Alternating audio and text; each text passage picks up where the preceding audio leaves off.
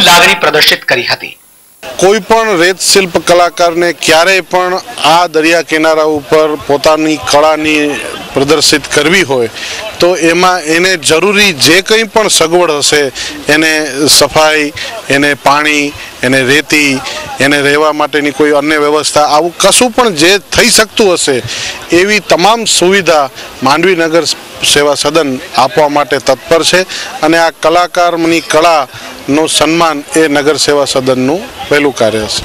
આવા રેત શિલ્પો અનેક દરિયાઓ ઉપર વિશ્વમાં, ભારતમાં થતા રહેતા હોય છે, પણ માંડવીના દરિયા કિનારાને વિશ્વના નકશાના, પ્રવાસનના નકશામાં મૂકવા માટેનો એક આ પ્રયાસ છે। અત્યારે હાલમાં ભુજની અંદર NRI અને NRG અનેક લોકો લાખોની સંખ્યામાં આવવાના છે, કારણ કે ભુજ સ્વામિનારાયણ મંદિરનો એક બહુ મોટો ઉત્સવ છે। ત્યારે આ NRI અને આ NRGને માંડવીના દરિયા કિનારા ઉપર આકર્ષી લાવવા માટે આ રેત શિલ્પનું આયોજન કર્યું છે અને પ્રવાસન ક્ષેત્રની અંદર, રિલિજિયસ ટુરિઝમની અંદર પણ આ રેત શિલ્પ બહુ મોટો ભાગ ભજવી શકે એવું મારું માનવું છે।